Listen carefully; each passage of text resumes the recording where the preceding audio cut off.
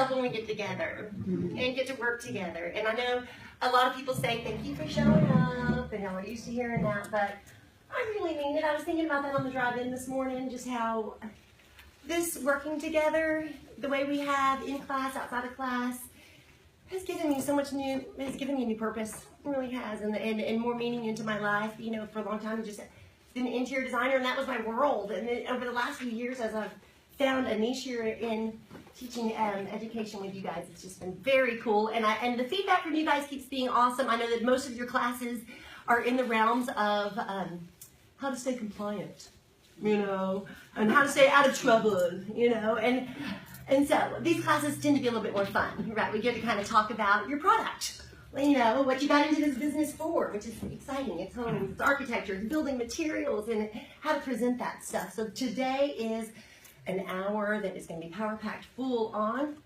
the styles of architecture, but not just for anyone that's really specific for the real estate agents. I want you guys to have vocabulary that will help you. And in fact, actually, I've kind of wrote my mission statement for this that is, hold on, let me hop right here to it. I want us to elevate our real estate. That's my hashtag with everything. Elevate real estate, thank you for lighting, with the ability to identify architectural styles, benefits, and features of the homes that you represent. You know, so we get to exude that level of excellence, because I tell you what, the more HGTV that people keep watching, the more they know, and the more we have to just kind of, that bar keeps rising, doesn't it, almost, and we have to just keep rising with that and expanding our knowledge so that we can speak more intelligently about it all. I want us to start actually with a little quick activity, because I find that this helps us gauge where we're at and the need level for this class that you're sitting in here for the next hour with me. I want us to look real quickly at these elements of, look at this home. Notice some of the different architectural elements that you're seeing, whether that be from the siding to the trim work, the stone veneer. You know, we're kind of looking at this. Now, and if you don't mind, we'll just take about a minute or two, maybe 2 minutes, to work with your neighbor just to describe what you see. We do this all the time. I've got a new listing. Let me describe it to you. Let me tell you. Okay? So let's do that. Starting, let's go. We're going to talk with each other. Just share what you see.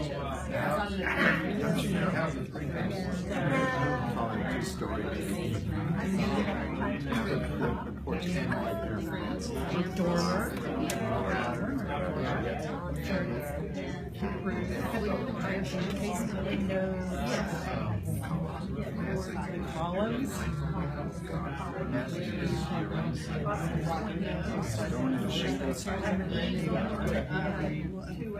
Different areas.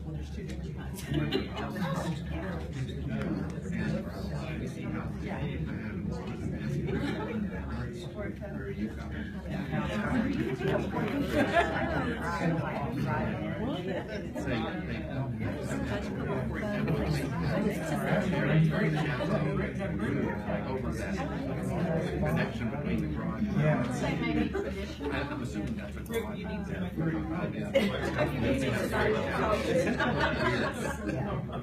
what do you think, Rick? All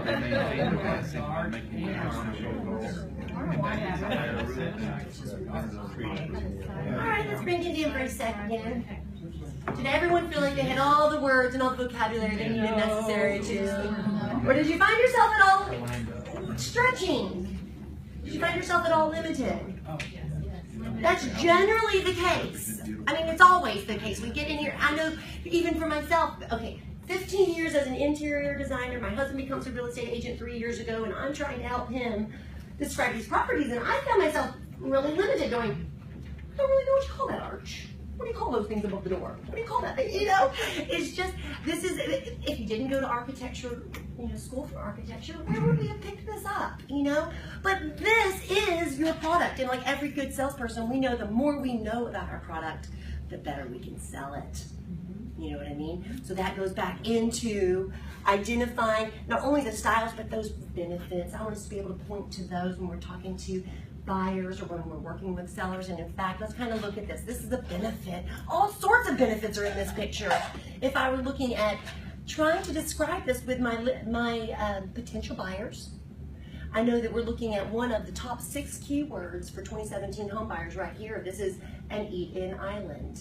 And it is something, I mean, if you've watched one episode of Property Brothers, you have seen this. They do it every single time. They walk in and go, let's open this floor plan up. Because an open floor plan is also one of the top 6 keywords for today's buyers. And in fact, while we've all heard about open floor plan, I mean, for years people have been enjoying this open floor plan, wanting it. Now it's the #1 requirement for new home buyers. Requirement.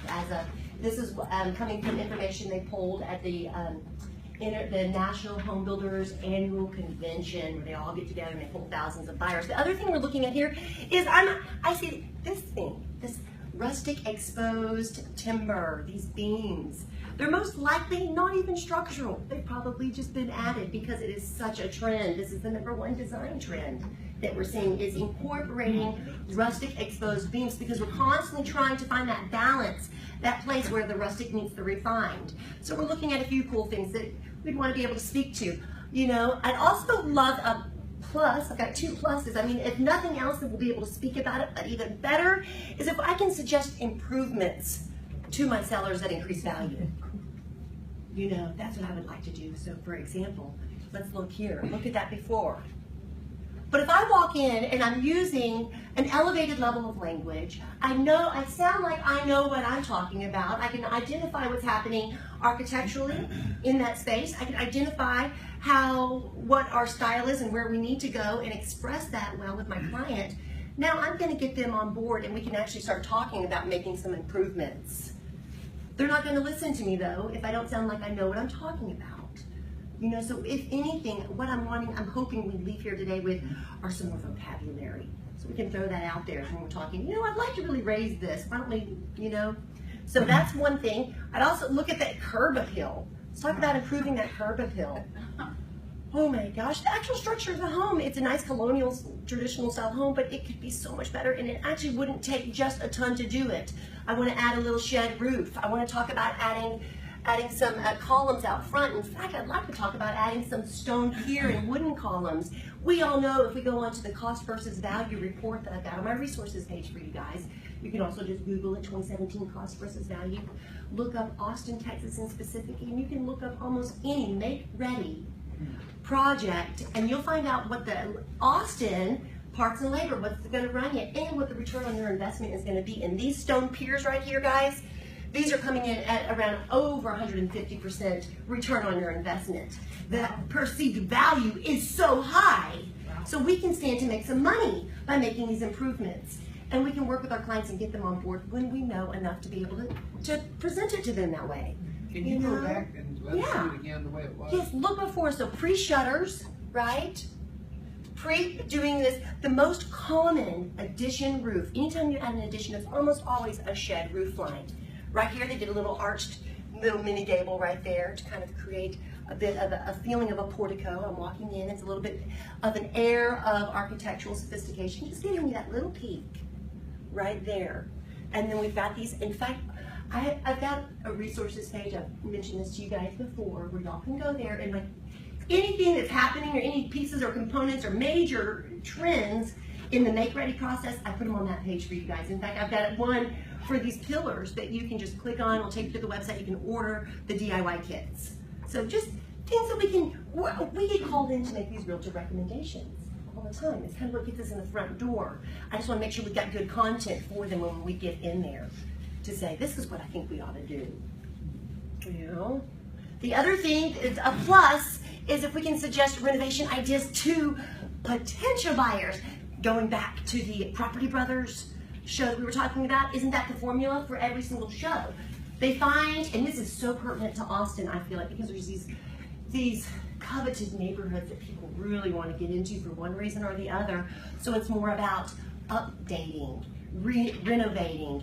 And so I want us to be able to also work with our buyers in that way to say, okay, you know, I know that this does not look like your dream kitchen or your dream home, but I know this is your dream neighborhood. And let's talk about what maybe we can do. And now hopefully you also have some resources behind you that you can help call in. But we can get the conversation started, get them to even begin considering it and stay on board for that property if we can start that conversation about how we can make it. So for example, again, I'm showing them this where it looks like the early 90s. Right here, the little 12 by 12 white ceramic tiles, the oak cabinets, I mean the builder beige paint job. This is, hello, late 80s, early 90s, right? But we can bring it into 2017 where everything is lighter and brighter, where we've mixed our metals. We've got a big eat-in island in the kitchen. It would be better if it was counter height and not bar height. Anything bar height is going out of vogue. It is not in fashion. So it's cool if you got it. I just wouldn't mention it like it's a feature. What is a feature is if we can all sit down, especially down here at a counter height, not bar height, okay? That is going to be a major feature. Keep rocking and rolling. So, those realtor recommendations. I feel like, I watch my husband, I mean, he just is like, he's on the edge of his comfort zone every time. It's like, they're like, what color should we paint this? Or, you know, should we do the addition? Should we do this? They ask a lot of questions. And we don't have to have answers for everything, but we need to know enough that we can compete. We can stay in the game, you know. When I found that if I can gain their confidence, no, or what? Call your wife? If I was your husband. Oh, he doesn't go on a listening presentation without me. We're going to get in there and tell him what to do. Because what I want to do is I want to gain their cooperation. I feel like half the time it's that seller that's kind of getting in the way of their own good. You know, because they start dragging their feet, they start having objections to those recommendations that we're making, those same recommendations that they asked you to please come and give them. They start getting tight on, right? We talk a lot about this in some of the other make-ready classes, like the home staging class and stuff, how you combat that. But it seems to happen over and over again. So my goal, again, is always trying to gain their confidence so we can gain their cooperation, so we can have this amazing sell. You know, and we can show every property at its pinnacle of its potential, right? And I also am building my own brand, am I not, as an agent? You are building your own brand, and everything you put out is kind of as a reflection of that. And so I know I'd much rather show that beautiful home with all its gorgeous curb appeal than that drab one. I also know that my level of service and the sales experience is not going to be, it's going to be two completely different trajectories, right? One, I know that everyone feels there's an air of desire around that property. It is beautiful. There are no objections. Everyone's going to submit their best offer because they know everybody else wants it. The other one feels just unwanted. And that's almost what I am combating all the time is, does this place feel current and cared for? Does it feel wanted? Because we all know that we are in the business of creating desire, is what we really are. We're in the business of creating desire. And everybody wants what everybody wants. And nobody wants what nobody wants. So if your house feels out of date, it feels unwanted. If it feels, if there's exposed deterioration anywhere, it's going to feel unwanted. Therefore, I don't want it either, and I'm not giving you my best offer. Okay, so this is why we're here today. This is making, okay, so I want us to look at this home again. And now, I'm going to give y'all some vocabulary that I would use to describe this. Okay? And then I'm going to tell you how I got there and all of that. We'll kind of start breaking it down. So, we're looking at contemporary colonial architecture. That's what we're looking at there. It has a composite or asphalt shingle hip and gable roof. It has an arched eyebrow dormer with a fan light for the loft. Did you say eyebrow over there? No, I said dormer. You said dormer though. Yes, good, good. I kept hearing something. I heard some transom. I heard your dormer over there. I heard a few cool little things. I heard you mentioning some cool stuff about elevation out there. We've got a soft arched portico with stone pier and wood columns. We've got random cut Texas sandstone veneer. In the buildings and materials class, we break down all the different stone. We're going to touch on siding today, and that will be one of them, but we won't really break it down. But that's another way that you can really help to describe your properties, is just creating a lengthy sentence that includes what is going on with that siding. There's enough elements happening and different variations of stone happening that you can get a lot of content there. It also has hardy clapboard siding. Clapboard siding is an old-fashioned word for horizontal siding. It encompasses every different style of that horizontal siding. Horizontal siding can come in a lot of different ways, but that clapboard is more of an old-fashioned word for it. It's still in vogue, though. I find the more that I can err on the side of that elevated language than I want to. hardy clapboard siding on the side elevation. Anytime you're looking at your properties, right, we're talking about the exterior, we're talking about the elevation of the home. It really has nothing to do with up or down. You know, it's the exterior of the home, is the elevation of the home. So on the left elevation, the right elevation, the front and the rear elevations. And it has shingle siding also on the front. Okay, I got a question. Yeah. I want to be able to write like that. Yes. Okay, so is there a list anywhere that says types of siding, types of windows, types of dormers, types of, well, like you've got the... We've got some here. I've got more on my resources page, and then more on my, I've got an architectural Pinterest page. It's going to have a lot of things like that for you. Like, here's a list of all of these. In fact, today we'll cover all those types of siding that you'll have. And then, I can't remember, have we done the writing class in here? Yeah. We haven't. This is great that we're doing architecture. Yes, you did. Did we do that? Yes. We did That was it. early Yeah. on. Maybe we should, and now I'm adding a lab on the end, so when we're done, it's like, okay, I've got all this stuff. We spend 1 hour using our own coming soon listings, or any property that you want. Bring it in, we'll break into groups, and we're gonna work on it, like really work on it, so that you can feel like we can construct these sentences. I'm gonna construct a few for you today though, and I'm gonna also kind of break down what those elements are that I strung together. So we'll get there a little bit today. It also has colonial 8 light casement windows. Okay. It had the cherry wood stained mahogany front door. Well, I see a lot of knotty alder wood and mahogany used for front doors when they are full wooden front doors. And you can tell us that knotty alder when it's got a lot more wood grain to it, but it can look any color depending on the stain. So even if I don't know the type of wood, I can identify that's a cherry wood stain. You know, if it's got that nice red color to it. If it's going to be more of a coffee color, you can call it a coffee color stain, or you can call Jacobine stain. And that is probably the most popular stain I'm seeing. That I work with developers, and it's like, oh yeah, let's do the Jacobine, let's do the Jacobine. It's just kind of where the buyers are at right now. That red stain can feel a little bit uber traditional. Sometimes it pairs really nicely though with cedar. The cedar is kind of that red color, so we kind of play with that. And it has full-length side lights. Those windows down the side of the front door, those are always your side lights. And then the transom is if I've got that window above.